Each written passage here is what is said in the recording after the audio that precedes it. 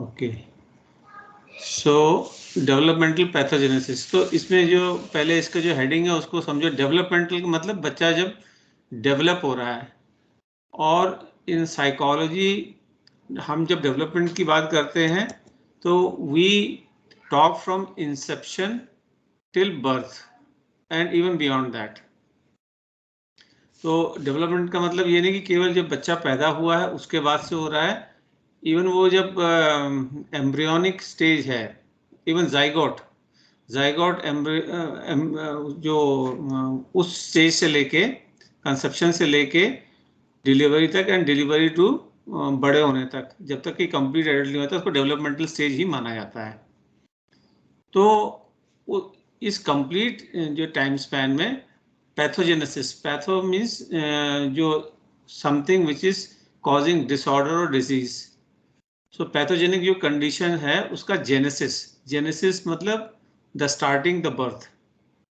तो developmental pathogenesis मतलब जो डेवलपमेंटल पीरियड है बच्चे का, स्टार्टिंग फ्रॉम कंसेप्शन से लेके जब तक उसका डेवलपमेंट कंप्लीट नहीं होता है, उस कंप्लीट पीरियड में what all things are there because of which the pathological conditions can be originated। तो ये इस पूरे चैप्टर का थीम है। तो इसको जो है ब्रॉडली तीन जो है हेडिंग्स में लिया गया है।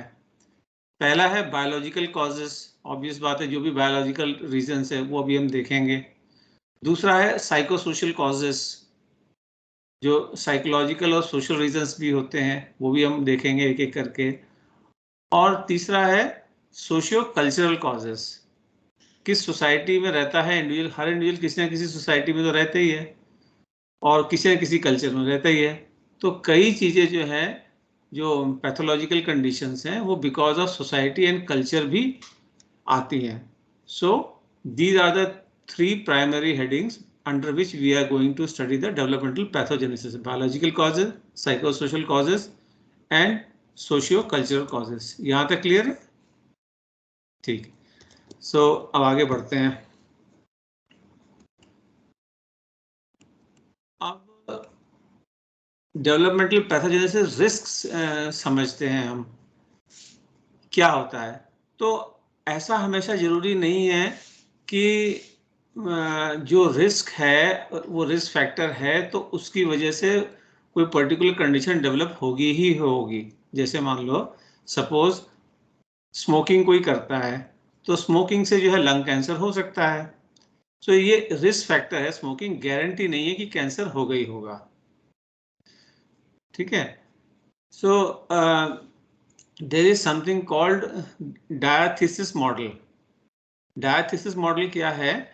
डायथीसिस मॉडल ये कहता है कि अगर कोई जेनेटिक कंडीशन है जो कि रिस्क फैक्टर है किसी पर्टिकुलर पैथोजेनिक कंडीशन के लिए, तो जेनेटिक कंडीशन होना सफिशिएंट नहीं है अपने आप में to cause that pathogenic condition. वो खाली रिस्क बढ़ाता है, गारंटी नहीं देता कि ये होगा ही होगा। वो होगा कब? जब उसको फेवरेबल कंडीशन मिलेंगी। ठीक है। जैसे एक एग्जांपल देता हूँ, ये बोला जाता है कि जो अगर मदर को ब्रेस्ट कैंसर रहा है तो डॉटर को रिस्क फैक्टर रहता है ब्रेस्ट कैंसर होने का। This is not a guarantee कि अगर मदर को है तो डॉटर को होगा ही होगा। तो अगर वो ऐसे एनवायरनमेंट में रहे which favours cancer causing circumstances, तो फिर जो है वो रिस्क फैक्टर जो था जीन्स का वो एनवायरनमेंट से इंटरेक्ट करेगा और फिर वो एक्सप्रेस हो जाएगा जीन्स। सारे जीन्स जो है जब हम पैदा होते हैं एक्सप्रेस नहीं होते हैं, कुछ स्विच ऑन होते हैं कुछ स्विच ऑफ होते हैं। तो जब उनको फेवरेबल कंडीशन मिलती है तो वो स्विच ऑन हो जाते हैं और अनफेवरेबल कंडीशन मिलेगी तो स्विच ऑफ ही रहेंगे। सो अगर कैंसर कॉजिंग जीन्स हैं तो वो जरूरी नहीं कि स्विच ऑन हो पैदा होते ही, वो स्विच ऑफ हो सकते हैं और जब उनको फेवरेबल कंडीशन मिलेंगी तो फिर जो है वो स्विच ऑन हो जाएंगे। So this is diathesis model. इसको एक बहुत सिंपल एग्जांपल से समझना है। तो वो ऐसे समझो कि जैसे suppose there is some seed, कोई बीज है, इट इज वेरी फर्टाइल, ठीक है, पर उस सीड को तुमने एक बॉटल में बंद करके रखा हुआ है, उसमें ना मिट्टी है ना पानी है ना उसको ऑक्सीजन दे रहे हो, तो फिर वो सीड जो है पेड़ तो बनेगा नहीं। वो तो पेड़ तब बनेगा जब उसको एक फर्टाइल सॉइल में डाला जाए, उसको पानी दिया जाए, खाद दी जाए, सनलाइट मिले, है ना, उसको जो है जो खरपतवार है उससे बचा के रखा जाए, एंड लाइकवाइज तब वो जो है बीज पेड़ बनेगा। So genes is something like the seed is there, but when the favourable conditions are there the genes will be expressed. So this is diathesis model. तो risk factors are in themselves not a guarantee of causing the pathological condition, they just increase the chances. So far this is clear? ठीक है।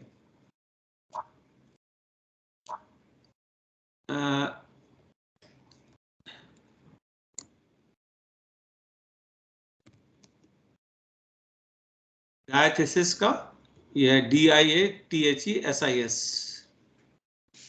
ठीक है। Then ये risk factor हुआ। सो एक और इसमें टर्मिनोलॉजी है जेनेटिक पॉलीमॉर्फिज्म, इसको समझ लो। सो जो जीन्स हैं वो ऐसा नहीं है कि केवल एक ही पर्टिकुलर कॉम्बिनेशन में हो, एक जीन जो है उसके कई कॉम्बिनेशंस पॉसिबल हो सकते हैं। सो वो जीन जो है म्यूटेट होके डिफरेंट फॉर्म्स में बन सकता है। तो poly means many, morphism means forms. So genes जो है मेनी फॉर्म्स में जब कन्वर्ट होता है तो उसमें से कोई पर्टिकुलर फॉर्म हो सकता है जो पैथोजेनिक कंडीशन हो, ठीक है। So this is another thing. तो हमें जीन एनवायरनमेंट पे भी ध्यान देना है और पॉलीमॉर्फिज्म पे भी देना है। ओके,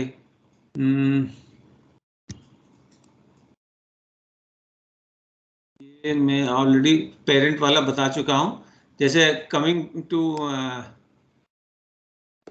साइकोलॉजिकल और साइकेट्रिक डिसऑर्डर्स की अगर हम बात करें तो फैमिली लेवल का जो है रिस्क फैक्टर रहता है। जैसे मैंने वो कैंसर वाला एग्जांपल दिया था, same example is applicable for mental disorders also.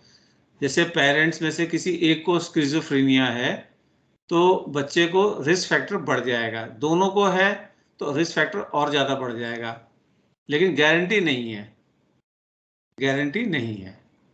मैंने कई तरह के देखे हुए हैं एग्जाम्पल्स कि भाई दोनों पेरेंट्स को कोई पर्टिकुलर साइकेट्रिक डिसऑर्डर है, लेकिन उनके मान लीजिए कई बच्चे हैं, उसमें से एक को बिल्कुल नहीं है, एक को बहुत सीवियर है, एक को माइल्ड है, ठीक है। So this is also there. फिर जो तीसरा जो है कम्युनिटी लेवल पे भी होता है। जिस अगर कोई पर्टिकुलर कम्युनिटी है उसमें कोई पर्टिकुलर कंडीशन प्रिवेल कर रही है तो वो पर्टिकुलर कंडीशन जो है अफेक्ट कर सकती है उस कम्युनिटी में रहने वाले जितने भी लोग हैं उनको। तो ये अगला रिस्क फैक्टर जो है कम्युनिटी लेवल पे भी होता है। जैसे मैं एक एग्जांपल देता हूँ, अगर किसी पर्टिकुलर कम्युनिटी में किसी पर्टिकुलर तरह के लोगों से डिस्क्रिमिनेशन किया जा रहा है, उनको दबा के रखा जा रहा है, उनको ह्यूमिलेट किया जा रहा है, तो उस पर्टिकुलर कैटेगरी के लोगों में जो सेल्फ एस्टीम है वो लो हो जाएगी, ठीक है। सो ये उस कम्युनिटी की वजह से हुआ है, ना कि जीन्स की वजह से, ना कि फैमिली की वजह से। तो ये तीन जो है की रिस्क फैक्टर्स हैं कि इंडिविजुअल को जीन्स में क्या मिला है, उसकी फैमिली कैसी है और वो किस कम्युनिटी में रहता है। अंडरस्टूड सो फार? ओके।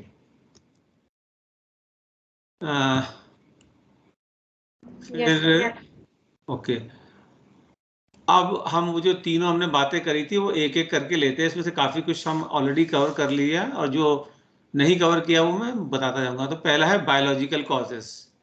सो बायोलॉजिकल कॉजेज में सबसे पहला जो है जेनेटिक वल्नरेबिलिटी, ये मैं ऑलरेडी बता चुका हूँ। अब जेनेटिक वल्नरेबिलिटी में दो चीजें इंपॉर्टेंट हैं जो पता होनी चाहिए। जीन्स में एक होता है जीनोटाइप और एक होता है फिनोटाइप। तो जो जीनोटाइप है वो फिजिकल सीक्वेंस ऑफ डीएनए कैसा है, उसका कैसे सीक्वेंस में स्ट्रक्चर है, तो ये हम ऑब्जर्व कर सकते हैं। उसका जेनेटिक कॉन्स्टिट्यूशन उसका कैसा है, ऑब्जर्वेबल है। ठीक है, जैसे उसके जो अंदर जीन्स जो स्ट्रक्चर है वो हम बाहर से नहीं देख सकते हैं, उसके जीन्स को जब हम ऑब्जर्व करेंगे तब पता चलेगा। लेकिन कुछ चीजें जो है एक्सटर्नली ऑब्जर्वेबल हैं। अब जैसे मान लो कोई पर्टिकुलर जीन जो है एंजाइटी कॉज करता है, तो हम जीन्स को तो बाहर से नहीं देख सकते, लेकिन उसकी एंजाइटी वाली चीजें तो बाहर से देख सकते हैं कि वो एंशियस रहता है, पैनिक हो जाता है, स्ट्रेस्ड हो जाता है। This we can see observable characteristics हैं। सो ये आ जाता है फिनोटाइप में। ठीक है, तो जीनोटाइप तो जो जीन्स में है वो है, फिनोटाइप जो ऑब्जर्वेबल हो गया।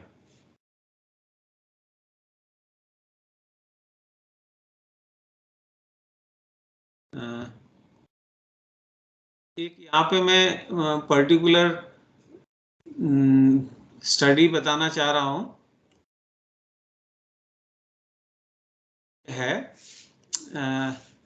एक जीन होता है सेरोटोनिन ट्रांसपोर्टर जीन, उसका कोड है 5-HTT। सो अगर जीन में जो है अगर स्ट्रक्चर तुम देखोगे तो एक सीडी के स्ट्रक्चर स्पाइरल सीडी जैसा होता है, स्पाइरल जो है लेडर होता है, ऐसा टाइप का होता है जीन्स। तो उसमें साइड में जो बार्स होते हैं वो जो लंबे लंबे से होते हैं उसको एलएल कहते हैं। ठीक है, तो अब ये जो 5-HTT जीन्स है, इसके कई तरह के वेरिएंट पॉसिबल हैं, यानी कि पॉलीमॉर्फिज्म। तो उसमें ये भी पॉसिबल है कि जो दोनों एलएल हैं वो लॉन्ग हो, ये भी पॉसिबल है कि दोनों एलएल जो हो वो शॉर्ट हो, ये भी पॉसिबल है कि एक एलएल लॉन्ग हो और एक एलएल शॉर्ट हो। सो ये पॉलीमॉर्फिज्म हो गया, है ना। जीन्स वही है, उसके डिफरेंट वेरिएशंस हैं। सो ये देखा गया कि जो those individuals who had either short LL or short long LL combination of 5-HTT genes were maltreated as childhood were likely to have depression as adults compared to जिनका jeans जो है different या short नहीं था। मतलब क्या हुआ, अब समझो, जो मैंने बात पहले बोली थी वही है, जीन्स और एनवायरनमेंट का कॉम्बिनेशन। ये पाया गया कि कोई जो है अगर इंडिविजुअल बचपन में मिसट्रीट हुआ हो, इल ट्रीट हुआ हो, और उसका जो है एलएल या तो दोनों शॉर्ट हो या एक शॉर्ट हो और एक लॉन्ग हो, तो उनमें जो है चांसेस ज्यादा हैं डिप्रेशन होने के कंपेयर टू उनके जिनके की दोनों लॉन्ग एलएल है। ठीक है, वही जो डायथेसिस मॉडल जो मैंने बताया। तो एनवायरनमेंट तो चाइल्डहुड अब्यूज का हो गया, और जीन जो है वो है, तो कॉम्बिनेशन जो है एनवायरनमेंट और जीन का इंटरेक्शन होके डिप्रेशन हो गया।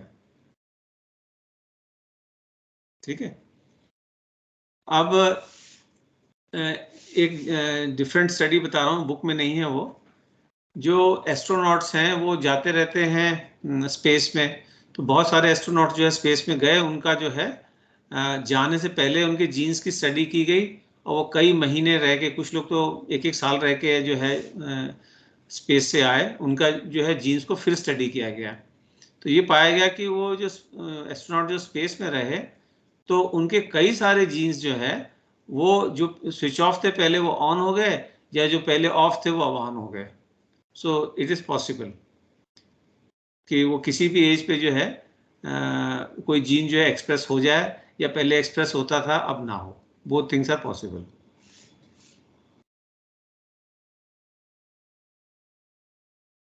ठीक है। अब दूसरा जो है वो है neuro endocrine system.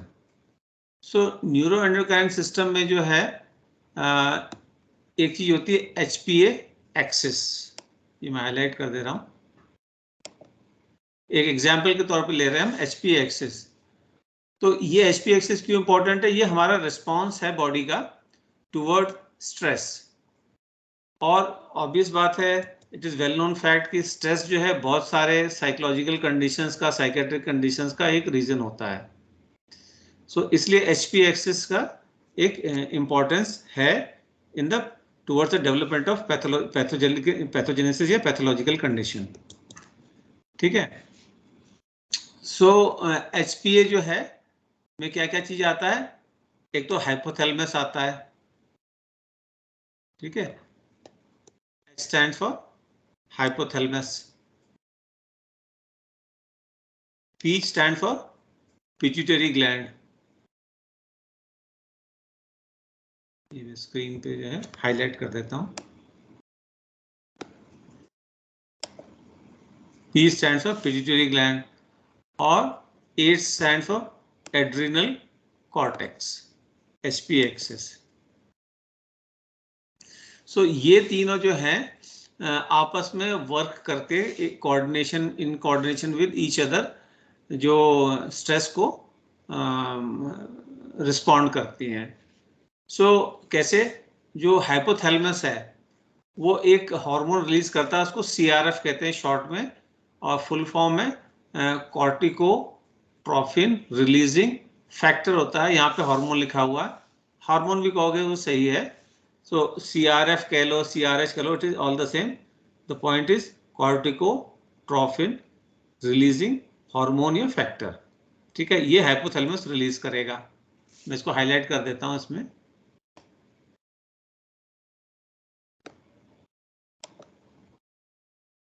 कॉर्टिकोट्रॉफिन releasing hormone ये रिलीज करेगा हाइपोथैलेमस, और फिर ये जो है किससे कम्युनिकेट करेगा? पिट्यूटरी ग्लैंड से।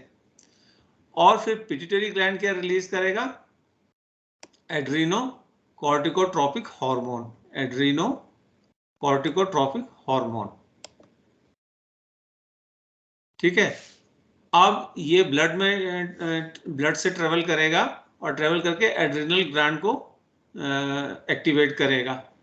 फिर एड्रिनल ग्लैंड जो है वो जो है क्या रिलीज करेगा? कॉर्टिसोल। और ये कॉर्टिसोल जो है फिर जो है स्ट्रेस से लड़ने में हमारी मदद करता है। मैं रिपीट करता हूं, hypothalamus will release corticotrophin releasing hormone या फैक्टर।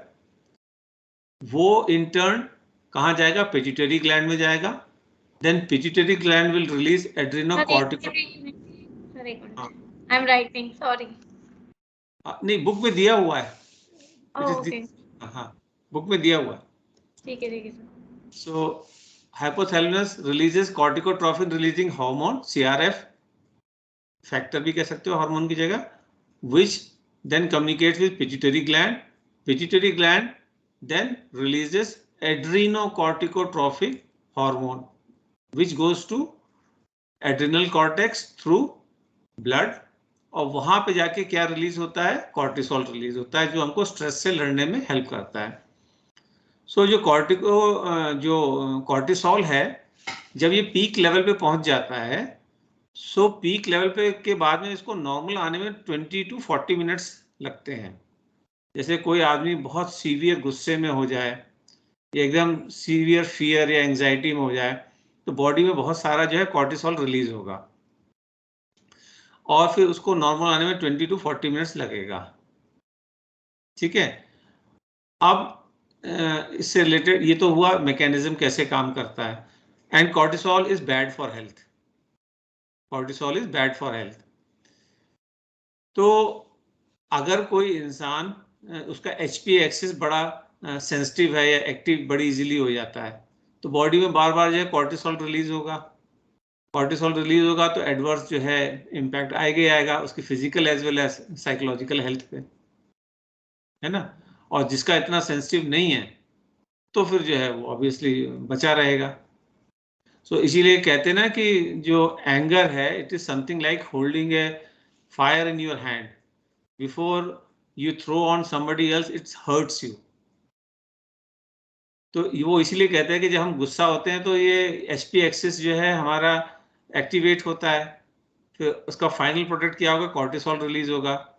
सो हम किसी को गुस्से में कुछ भी कर दें वो बात की बात है, पहले तो हमारा नुकसान हो गया ना, कॉर्टिसोल रिलीज हो गया, ठीक है। और किसी का मान लो एनवायरनमेंट ऐसा है कि बार बार उसको ट्रिगर किया जा रहा है तो एचपी एक्सिस सेंसिटिव हो जाएगा फिर वो, और बॉडी में बहुत सारा कॉर्टिसोल इकट्ठा हो जाएगा, so which is bad for physical and psychological health, ठीक है।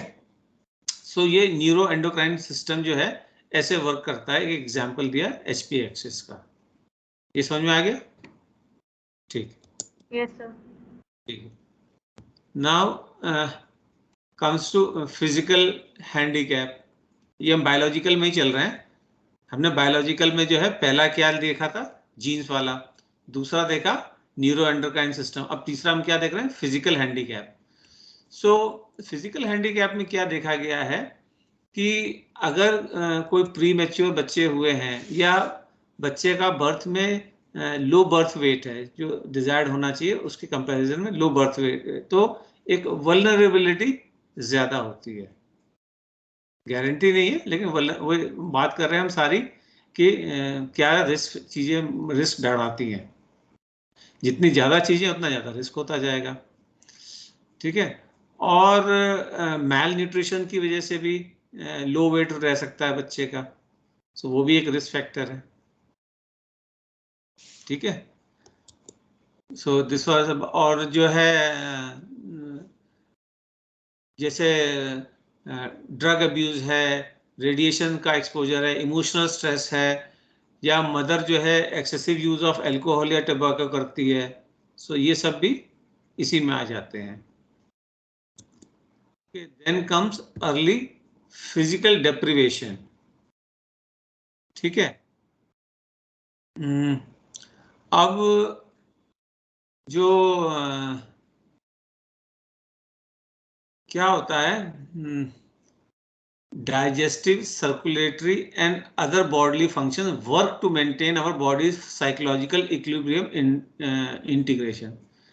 तो हमें digestive, circulatory and other bodily functions जो है ये सारे इंपॉर्टेंट हैं हमारे फिजियोलॉजिकल इक्विलिब्रियम में, नॉट साइकोलॉजिकल, फिजियोलॉजिकल इक्विलिब्रियम में। और अगर ये जो है इक्विलिब्रियम में नहीं होंगे तो जो है it could be in the form of some physical illness हो सकती है, तो उससे जो है डिप्रेशन भी होगा, या वाइस वर्सा, डिप्रेशन है उससे फिर फिजिकल इलनेस भी हो सकती है। सो अगर जो है कोई डिप्रीवेशन किसी का रहा है किसी भी तरह का, डेवलपमेंटल स्टेज की बात कर रहे हैं, याद रखना हमारा पूरा चैप्टर ही डेवलपमेंटल पैथोजेनेसिस पे है। सो डेवलपमेंटल स्टेजेस में अगर जो है डाइजेस्टिव, सर्कुलेटरी या अदर बॉडीली फंक्शंस हैं उसमें इक्विलिब्रियम नहीं रहा तो पैथोजेनेसिस हो सकता है, एग्जांपल जो डिप्रेशन मैंने बताया। सो अब जो है फिजियोलॉजिकल नीड्स जो है कौन कौन सी हो सकती हैं, फूड है, ऑक्सीजन है, वाटर है, स्लीप है, एलिमिनेशन ऑफ वेस्ट है। देखो इतनी सिंपल सिंपल सी बातें हैं which can be very very important. Oxygen, जैसे कि बच्चा जो है जब पैदा हो रहा है, लेटेस्ट से कि अम्बिलिकल कॉर्ड जो उसके गर्दन के अराउंड में रैप हो गई है, तो डिलीवरी के टाइम में उसको ऑक्सीजन डिप्राइव हो गया, तो उसकी वजह से जो है लाइफ लॉन्ग के लिए उसके पैथोजेनिक कंडीशन हो सकती, पैथोलॉजिकल कंडीशन हो सकती है कि ब्रेन में ऑक्सीजन नहीं पहुंची तो ब्रेन में परमानेंट डैमेज हो गया। अगर मोर देन 5 मिनट्स किसी ब्रेन में जो है ऑक्सीजन ना पहुंचे तो ब्रेन में इरिवर्सिबल डैमेजेस हो सकते हैं, ठीक है।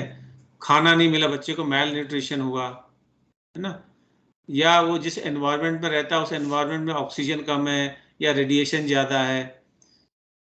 जैसे स्कूलों में जो है अब तो बंद हो गया, पहले कुछ ऐसे स्कूल थे जिनमें जो एस्बेस्टॉस शीट होती थी, तो एस्बेस्टॉस शीट जो है that was bad for lungs. तो अगर बच्चे जो है एस्बेस्टॉस शीट वाले स्कूल में पढ़ रहे हैं, कुछ पेंट्स ऐसे होते हैं वो अगर पेंट्स जो है कार्सिनोजेनिक जो है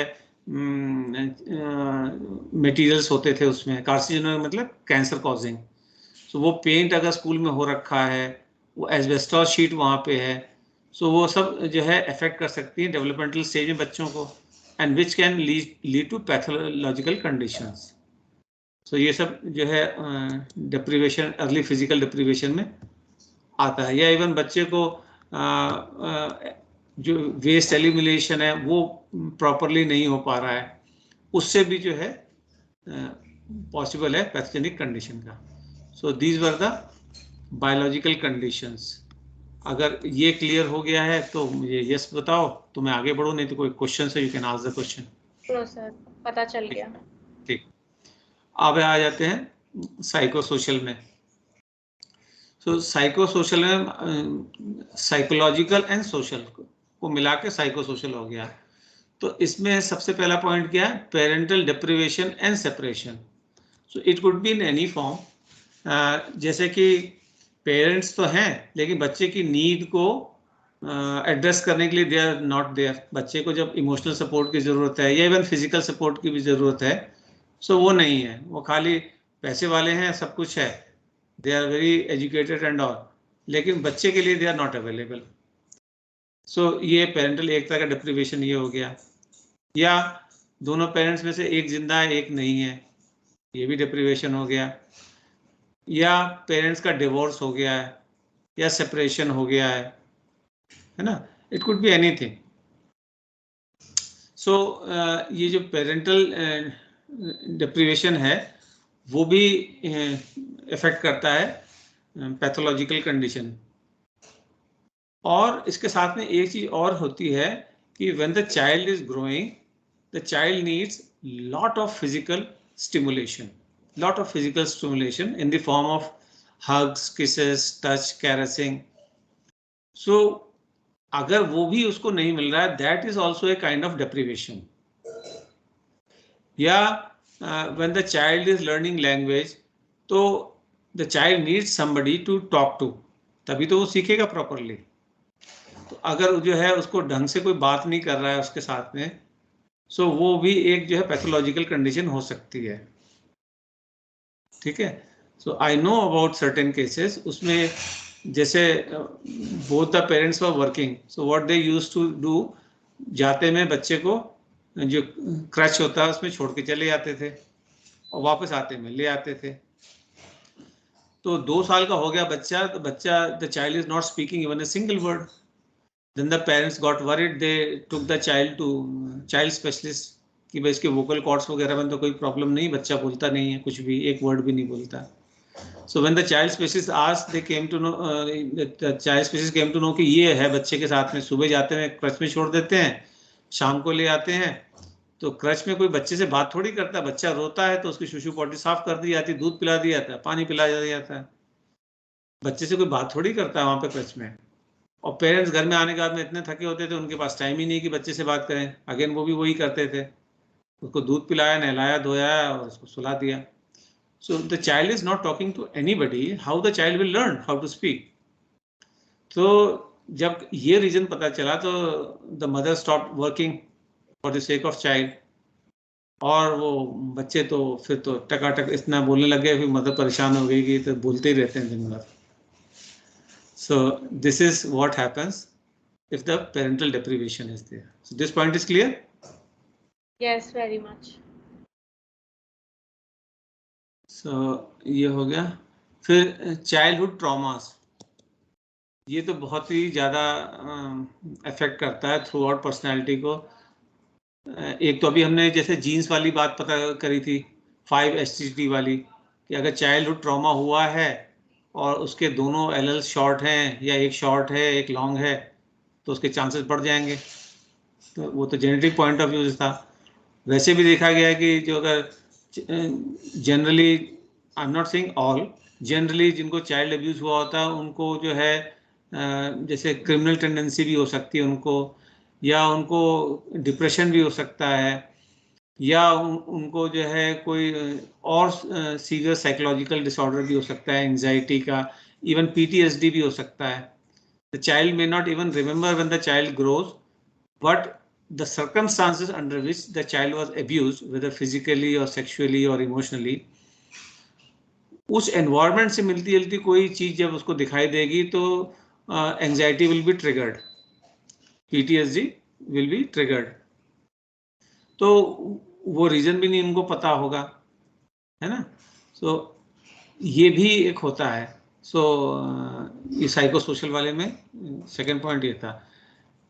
तीसरा है parental psychopathology.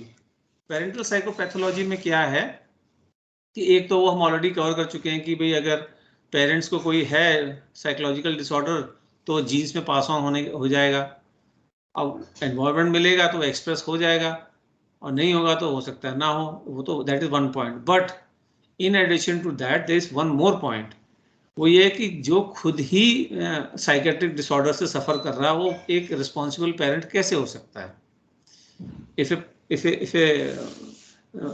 one of the parents or let us say both the parents are depressed, तो वो खुद ही डिप्रेस्ड हैं तो बच्चे को क्या वो टेक केयर करेंगे? वो अपनी केयर नहीं कर पाएंगे, तो है ना। तो वो एक पुअर पेरेंटिंग होगी तो बच्चे में पैथोलॉजिकल कंडीशन आएंगी। दूसरा 2 पॉइंट हो गए। थर्ड पॉइंट क्या हो सकता है इसमें कि बच्चे के लिए गलत रोल मॉडल बन जाते हैं पेरेंट। स्टार्टिंग में हर बच्चा जो है अपने पेरेंट्स से ही सीखता है, तो बचपन से जो देखता है वो उसको नॉर्मल मानता है। So the child is seeing a pathological condition in one of the parents और both the parents, for the child it becomes a norm. तो वो उसको जो है फॉलो करने लग जाता है without knowing that this is a pathological condition. बच्चे को क्या पता है? तो वो जो है उसके पार्ट ऑफ पर्सनैलिटी बन जाता है over a period of time, है ना। सो पेरेंटल साइकोपैथोलॉजी से ये 3 रीजंस हैं। ए, जीन्स पास ऑन हो जाते हैं। B, they are irresponsible parents so they can not take care of the child. C, the child gets wrong role models. ठीक है। Then parenting style. जो पेरेंटिंग स्टाइल जो है वो भी डिसाइड करता है साइकोपैथोलॉजी में। सो प्राइमरीली जो पेरेंटिंग स्टाइल है वो 3 की पेरेंटिंग स्टाइल हैं। कौन कौन से? एक तो अथॉरिटेटिव, दूसरा है अथॉरिटेरियन, और तीसरा है परमिसिव इंडल्जेंट स्टाइल। ठीक है, इनको एक एक करके हम देखेंगे। सो जो नाम सुनने से ये दोनों सेम से लग रहे हैं, अथॉरिटेटिव एंड अथॉरिटेरियन, लेकिन दोनों में फर्क है, they are not the same. जो अथॉरिटेटिव है इसमें क्या है कि जो पेरेंट्स हैं वो they give love and affection and warmth to child, उसमें प्रॉब्लम नहीं है। At the same time they maintain the discipline also, they are very clear in giving instructions, setting the boundaries, what is acceptable, what is not acceptable. They are consistent in disciplining. So बच्चे को समझ में आ जाता है कि मुझे क्या करना है क्या नहीं करना है, और जो इमोशनल साइकोलॉजिकल और फिजिकल स्टिमुलेशन जो पेरेंट्स से चाहिए वो भी मिल रहा होता है। तो इसलिए जो है the child grows out to be a responsible adult. ठीक है, ये अथॉरिटेटिव हो गया। अब जो दूसरा है अथॉरिटेरियन। अथॉरिटेरियन में क्या है कि कंट्रोल में तो they are very high but in warmth they are very low.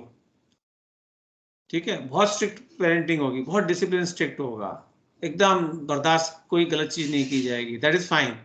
But when it comes to giving emotional support, warmth, है ना, साइकोलॉजिकल सपोर्ट, वहां पे दे आर अनअवेलेबल और वेरी लो। तो वो जो है पैथोलॉजिकल कंडीशन डेवलप कर सकता है बच्चे में।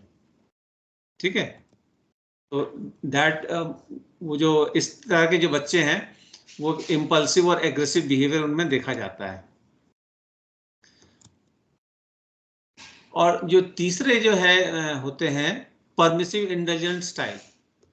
परमिसिव इंडल्जेंट स्टाइल में जो है ना ये जैसे जो हमने अभी सेकंड वाला पढ़ा था अथॉरिटेरियन स्टाइल में, वो कंट्रोल में हाई होते हैं।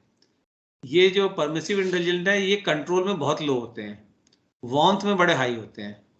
बच्चे को हर चीज में जो है लाड़ प्यार इतना देंगे कि पूछो मत, हमेशा यस उसकी हर चीज पूरी करने में रहेंगे, कंट्रोल नहीं करेंगे। सो जब कंट्रोल नहीं करेंगे तो बच्चे में इम्पल्स कंट्रोल कहाँ से आएगा? नहीं आएगा। लाइफ में एक बड़ी इंपॉर्टेंट चीज सीखने की होती है इम्पल्स कंट्रोल। हम हर चीज हर जगह नहीं कर सकते हैं, हर चीज हर एक से नहीं कह सकते हैं, हम हर जगह एक तरह की से नहीं रह सकते हैं। According to environment we have to control our impulses. तो इम्पल्स कंट्रोल बच्चों में डेवलप होता ही नहीं है क्योंकि उनको डिसिप्लिन किया ही नहीं गया है। ठीक है। दूसरा, क्योंकि इनको जो है कभी इम्पल्स कंट्रोल किया ही नहीं, तो जब इनका जो है जो ये चाहते हैं वो नहीं होगा तो ये एग्रेसिव हो जाते हैं। ठीक है। So this is also a pathological condition. Impulse control नहीं है और मन की बात नहीं हो तो आदमी एग्रेसिव हो जाए, है ना। तो जो इससे पहले वाला था जो अथॉरिटेरियन था, वहां पे एग्रेसिव इसलिए कि उसकी फीलिंग सप्रेस थी, एक्सप्रेस नहीं हो पा रही थी एक्सेसिव कंट्रोल की वजह से, इसलिए वो एग्रेसिव हो गया था। ठीक है। और क्योंकि फीलिंग सप्रेस की गई थी इसलिए इम्पल्स कंट्रोल भी इसको नहीं रहा। जैसे ही थोड़ा सा भी मौका मिला तो तुरंत उसकी इम्पल्सेस जो है हावी हो गई उसके ऊपर। यहाँ पे डिफरेंट रीजन है। यहाँ पे उसकी इम्पल्सेस को कंट्रोल होने ही नहीं दिया गया तो इसलिए वो कंट्रोल में रही नहीं। पहले में इतना कंट्रोल किया गया कि वो इतनी सप्रेस रही कि जैसे ही मौका मिला वो निकल गई लाइक ए स्टीम। यहाँ पे उसको कभी रोका ही नहीं गया, it became a huge tree, now it can not be controlled. वहां पे एग्रेशन इसलिए था कि वो वेंट आउट नहीं कर सकता था बच्चा aggression against the parents because of the fear of the parents. यहाँ पे एग्रेशन इसलिए क्योंकि उसकी जो इम्पल्सिव जो कंडीशंस हैं वो जब नहीं मीट आउट होंगी तो एग्रेशन आ जाएगा। तो ये अंडरस्टूड है पेरेंटिंग स्टाइल कैसे अफेक्ट करता है? Yes sir. Okay sir, then आता है इनएडिक्वेट कम्युनिकेशन। सो ये भी जो है एक इशू बनता है पैथोलॉजिकल कंडीशन का। इनएडिक्वेट कंडीशन में क्या है, कम्युनिकेशन में क्या है कि जो बच्चे को जो है क्वेश्चन पूछने से जो है फॉरबिड किया जाता है। वो कोई जैसे उसको बोला गया कि ये करो और बच्चा पूछे कि ऐसा क्यों, तो उसको जो है क्वेश्चन पूछने ना दिया जाए। या वो कोई चीज पेरेंट्स खुद कर रहे हैं और बच्चे को मना कर रहे हैं, बच्चा पूछता है कि ऐसा क्यों, कि आप तो कर रहे हो तो ठीक है और मुझे मना कर रहे हो। सो ये जो क्वेश्चनिंग जो कि नॉर्मल चीज है, बच्चे का क्वेश्चनिंग एटीट्यूड है ना, it is a healthy thing. बच्चे का इंक्विजिटिव होना, क्वेश्चंस पूछना ये नॉर्मल बात है। तो वो अगर उसको कर्ब किया जाता है तो that also can result into A pathological condition.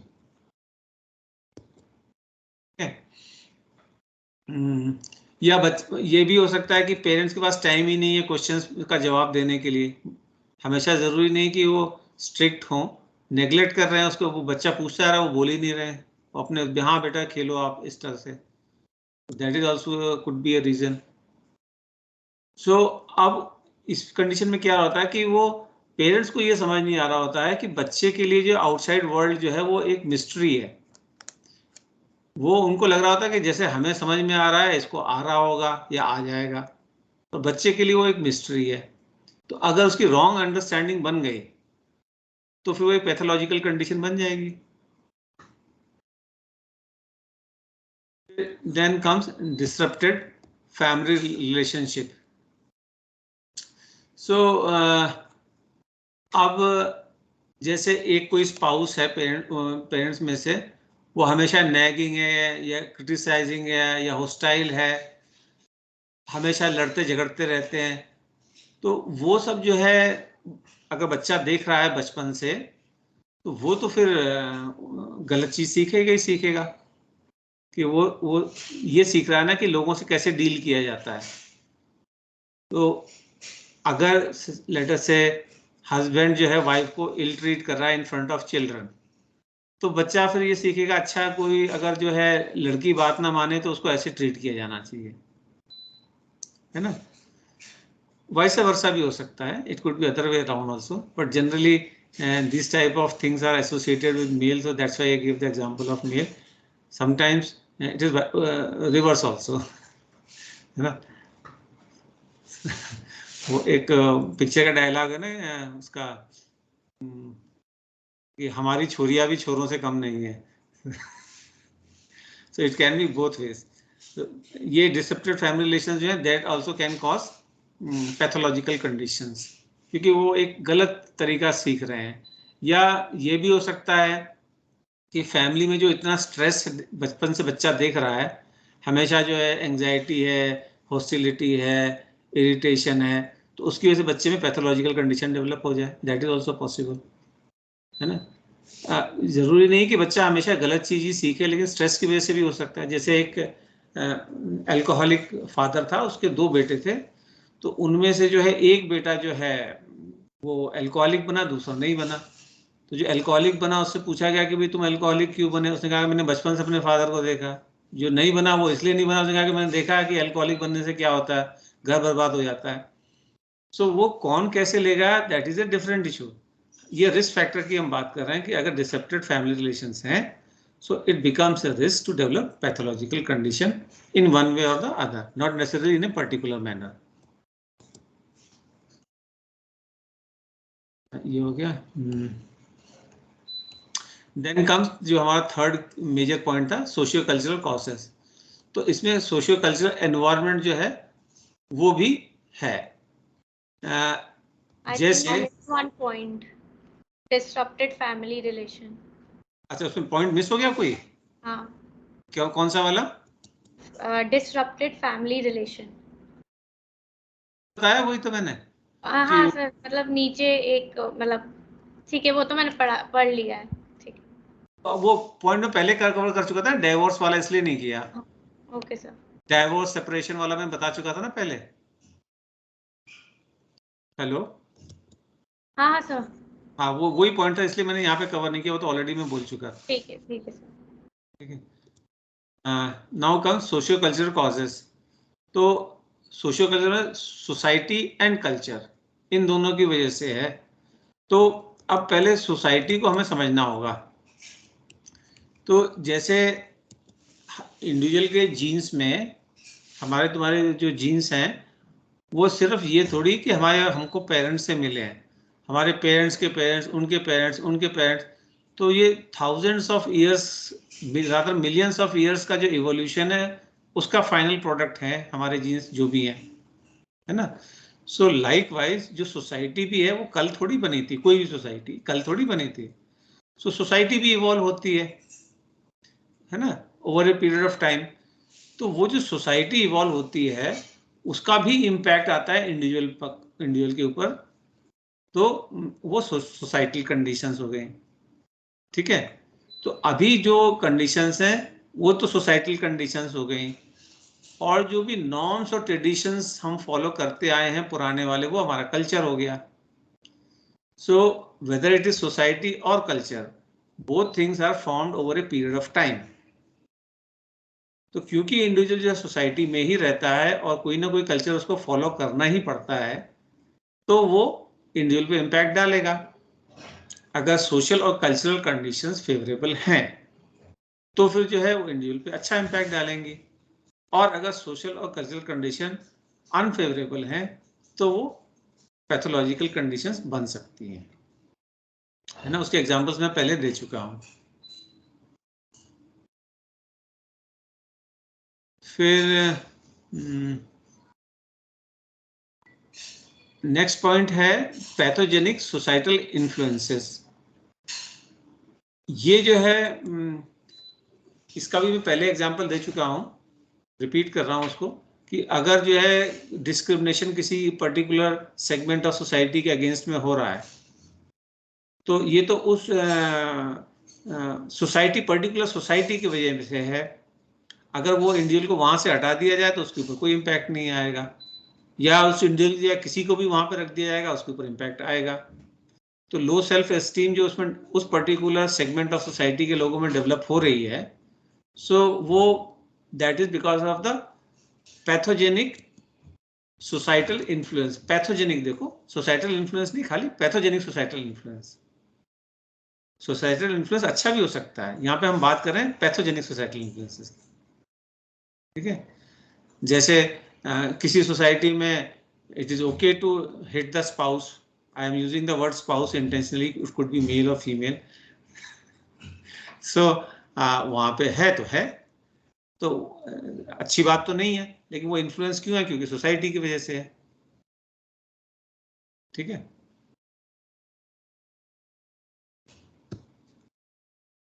Now comes disorder endangering social roles. ये समझो, डिसऑर्डर एंजेंडरिंग सोशल रोल्स में क्या है कि हमें कुछ रोल्स सोसाइटी में रहने से मिलते हैं जो हमको करने पड़ते हैं क्योंकि हम सोसाइटी का पार्ट हैं। जैसे फॉर एग्जांपल लेट अस से सोल्जर है, तो हर सोसाइटी चाहती है कि सोल्जर्स हों, भाई सोसाइटी को बचाने के लिए, डिफेंड करने के लिए। उनको रिस्पेक्ट भी मिलती है ना, सैलरी भी मिलती है, जॉब भी मिलती है। लेकिन उस जॉब में रहने की वजह से उसको ऐसे काम करने पड़ सकते हैं जो उसको साइकोलॉजिकली इम्पैक्ट करें। फॉर एग्जाम्पल, ही और she may have to kill somebody, वो नॉर्मल है सोल्जर की लाइफ में। और इंडिविजुअल अगर जो है लेटर से कि उसका HPA एक्सेस जो है बहुत वल्नरेबल है, तो फिर जो है वो हमेशा स्ट्रेस में रहेगा, कॉर्टिसोल रिलीज होता रहेगा, और फिर जो है वो किसी न किसी साइकोलॉजिकल लेटर से कि PTSD से सफर कर सकता है। तो अब वो काम तो अपनी तरफ से अच्छा कर रहा है और सोसाइटी भी चाहती है उससे करे, वो भी चाहता है सोसाइटी के लिए करे, दोनों ही अच्छे इंटेंशन के साथ कर रहे हैं और जरूरी भी है। But this role is engendering the psychological well being. So इस टाइप के जो रोल्स हो गए वो जो एंजेंडरिंग सोसाइटल रोल्स के अंडर में आएंगे। ठीक है। और लास्ट है social change and uncertainty. So अब जो सोशल चेंज है वो एक कंपलसरी चीज है। कभी भी कोई जो है सोसाइटी ये नहीं कह सकती कि बस आज की बात जो है हमारी सोसाइटी में अब कोई चेंजेस नहीं होंगे। चेंजेस तो आते ही आते हैं, रीजंस अलग अलग हो सकते हैं लेकिन आते हैं रीजंस। ठीक है। तो अब वो और हमेशा कुछ ना कुछ अनसर्टेनिटी बनी ही रहती है। There is always some uncertainty. 100% predictable कभी भी सोसाइटी ना रही है ना हो सकती है। अब लेकिन जो सोसाइटल चेंजेस हैं ये कितनी तेजी से आ रहे हैं और जो अनसर्टेनिटी है वो कितनी ज्यादा है, इस पे डिपेंड करेगा कि वो पैथोलॉजिकल कंडीशन बनेगी या नहीं बनेगी। जैसे अगर सोसाइटल चेंजेस ग्रेजुअली आ रहे हैं, over a period of time आ रहे हैं, तो वो इतनी पैथोलॉजिकल कंडीशंस क्रिएट नहीं करेगा। या अनसर्टेनिटी है, हमेशा रही है, लेकिन 10% की जगह जो है 90% अनसर्टेनिटी आ गई, तो फिर प्रॉब्लम आएगी। जैसे अभी कोविड आया था, तो कोविड में तो अनसर्टेनिटी थी, किसी को कुछ भी नहीं पता था कि क्या होने वाला है। तो उस दौरान में ये भी देखा गया था कोविड के दौरान में कि जो साइकोलॉजिकल डिसऑर्डर्स हैं वो बहुत ट्रिगर हुए थे लोगों के, वेरियस काइंड्स। इवन जो है जो हस्बैंड वाइफ्स हैं या फैमिली में जो है डिस्प्यूट्स हैं वो बहुत बढ़ गए थे, वो अनसर्टेनिटी की वजह से। किसी को पता ही नहीं था क्या होना है। तो किसी सोसाइटी में किस रेट से सोशल चेंज आ रहा है और कितनी अनसर्टेनिटी है, वो पैथोलॉजिकल कंडीशंस को डिसाइड करेगी। ठीक है। अब हैविंग सेड ऑल दिस, अब मैं वो बोलने जा रहा हूँ जो बुक में नहीं लिखा है, विच इज वेरी इंपॉर्टेंट। वो ये है कि समटाइम्स जो है अच्छे इंटेंशन होने की वजह से भी हम गलत काम कर जाते हैं। जैसे कोई भी पेरेंट लो, कोई पेरेंट जो है ये नहीं चाहेगा कि उसका बच्चे में कोई खराबी आए, कोई प्रॉब्लम है। हर पेरेंट ये चाहता है कि वो अपना बेस्ट दे बच्चे के लिए, बच्चा जो है खूब अच्छा बने। अब उसको कैसे पेरेंटिंग करनी चाहिए, इसकी कोई फॉर्मल ट्रेनिंग तो किसी पेरेंट ने ली नहीं है। जो खुद के साथ में उसने देखा है उसके, या किसी और के साथ में होते हुए देखा है, बस उसी के बेसिस पे वो ये फॉर्म कर लेता है अपनी ओपिनियन कि ऐसा करने से ऐसा होता है और ऐसा होना चाहिए। तो अगर हम जो है एक्सेसिव कंट्रोल चाहेंगे बच्चे के फ्यूचर के ऊपर, तो वो जो है बच्चे के लिए प्रॉब्लमेटिक हो सकता है। हमको ये समझना होगा कि जो बेस्ट कंडीशंस हैं बच्चे के डेवलपमेंट के लिए, हमें उन बेस्ट कंडीशंस को प्रोवाइड करना है बच्चे को एज पर आवर कैपेसिटी, जो भी हमारी financial, emotional, educational, psychological competence है, उसके बेसिस पे जो बेस्ट हम दे सकते हैं बच्चे के डेवलपमेंट के लिए, वो कंडीशन, बेस्ट कंडीशन हम उसको दे दें। अल्टीमेटली हर इंडिविजुअल जो है अपने आप में एक डिफरेंट इंडिविजुअल है, हर एक का अपना जो है एक अलग पाथ होता है, एक अलग ग्राफ होता है डेवलपमेंट का, और कोई भी दो इंडिविजुअल जो है सेम ग्राफ या सेम पाथ फॉलो करें ये ज़रूरी नहीं है। कोई बहुत तेज़ी से सीखता है लेकिन भूलता बहुत तेज़ी से है, कोई बहुत धीरे सीखता है लेकिन फिर भूलता कभी नहीं है। तो हर एक, कोई सुन के सीखता है, कोई करके सीखता है, कोई देख के सीखता है। So every individual is unique. तो हमें जो है इंडिविजुअल को समझना होगा, उस इंडिविजुअल के हिसाब से जो बेस्ट पॉसिबल कंडीशंस हैं वो क्रिएट करनी होंगी, and then after doing our best we have to sit back and relax and see the child developing. ये हम पेरेंट्स अगर समझ में आ जाए तो ना उनको खुद को स्ट्रेस होगा, ना वो बच्चे पे अनड्यू स्ट्रेस डालेंगे। So there is something called living vicariously. इसका मतलब ये होता है कि जो पेरेंट्स खुद नहीं बन पाए या खुद नहीं कर पाए, वो बच्चे के थ्रू जो है करवा के या जी के जो है वो इसको एंजॉय करना चाहते हैं। मैं खुद तो डॉक्टर नहीं बन पाया तो बच्चे को बना दूंगा, मैं खुद तो टॉप कभी नहीं कर पाया लेकिन बच्चे को टॉपर बनाऊंगा। सो अच्छा चाहते हुए भी कभी कभी पेरेंट्स जो है इस वजह से गलत कर जाते हैं।